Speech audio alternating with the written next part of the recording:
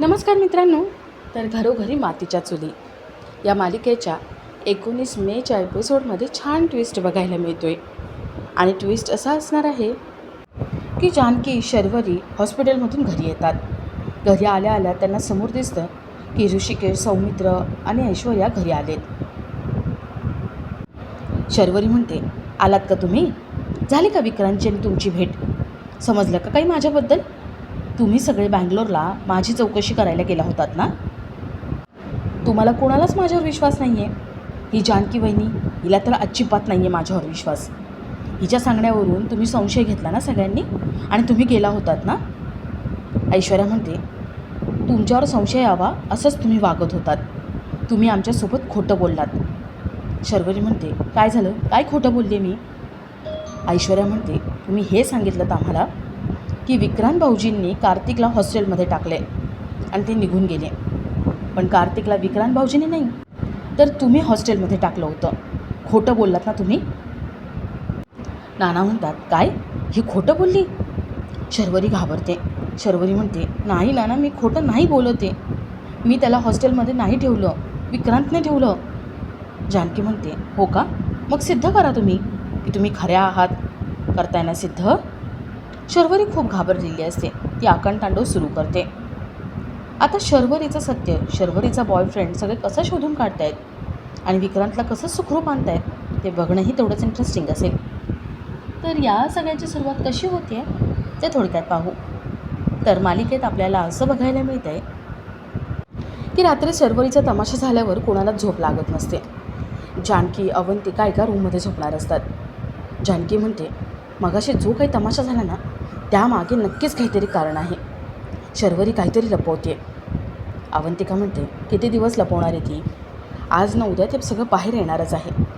आता ऐश्वर्या गेली आहे ना, सगळं चांगलं होणार, आपल्याला सगळं कळणार. जानकीलाही तसंच वाटत असतं. तर पहाटे पहाटे आजी चोरासारख्या घरामध्ये शिरतात आणि सारंग त्यांना बघून घाबरतो. सारंग, आजी यांची थोडीशी गंमत जम्मत होते आणि आजी सारंगच्या रूममध्ये झोपायला जातात. आजी झोपायला तर गेलेल्या असतात, पण सारंगला सगळं खोदून खोदून विचारतात. काय झालं घरामध्ये, काय चालू आहे, सगळं विचारतात. तर दुसऱ्या दिवशी आजी नाश्त्यासाठी खाली येतात. घरातले सगळे आजींना बघून, आजींना भेटून खुश होतात. पण आजी जानकी आणि ओवी यांच्यावरती हिडीसपिडीस करत असतात, चिडचिड करत असतात. शर्वरी तिथे येते. शर्वरीला बघून आजींना आनंद होतो. आजी विचारतात, काय मग, नवरा कसा आहे, मुलगा कसा आहे, आलाय का सोबत? शर्वरी मोठ्याने ओरडते आणि म्हणते, माझं काही अस्तित्व आहे की नाही, का फक्त त्यांच्याबद्दलच विचारणार? आजी म्हणतात, नाही गं बाळा, तू माझी चांगली नात आहेस आणि तुला मी विचारणारच. बोल, कशी आहेस तू? शर्वरी रडायला लागते. पण तिच्या आयुष्यात जे काही चालू आहे ते सगळं सांगणार असते. पण सुमित्रा, अवंतिका, जानकी शर्वरीला काही बोलूच देत नाही. तिचं बोलणं तसंच राहतं. सुमित्रा आजींना रूममध्ये घेऊन जाते.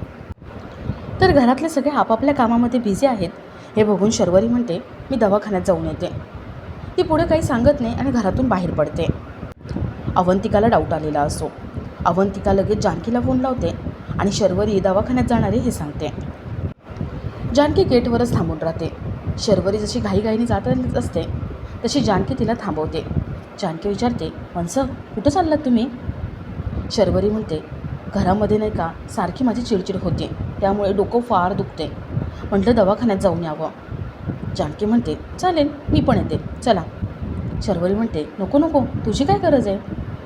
जानकी म्हणते, हे बघा वंस, तुमचं डोकं दुखते आणि त्यात हे एवढं मोठं ऊन आहे. तुम्हाला काही झालं तर मी तुम्हाला नाही जाऊन देणार. आपण जायचं, दोघींनी जायचं. शर्वरी ठीक आहे म्हणते आणि आपल्या बॉयफ्रेंडला मेसेज करून सांगते की आत्ता भेटता येणार नाही. जानकीला डाऊट आलेला असतो. थोड्या वेळाने त्या दोघीही हॉस्पिटलला पोहोचतात. जानकी डॉक्टरांची अपॉइंटमेंट घेत असते आणि शर्वरी इथे फोनमध्ये बिझी असते. शर्वरीचा बॉयफ्रेंड तिथे दवाखान्यात आलेला असतो. तो हट्ट करतो आणि दवाखान्याच्या मागच्या बाजूला तो आहे, त्यामुळे आत्ताच्या आत्ता भेटायला ये असं सांगतो. शर्वरी वॉशरूमचा बहाणा करून तिथून जाते. इथे जानकी मनात म्हणते, ही शर्वरी आत्ता कुठे गेली आहे आणि मी मगाचपासून बघते. ही शर्वरी सारखी फोनमध्ये बघते. नेमकं काहीतरी झालेलं आहे, मला बघायलाच हवं. का विक्रांत आणि हिचा प्लॅन आहे? जानकीला विक्रांतवरही डाऊट असतो आणि आपला आजचा हा भाग इथेच संपतो.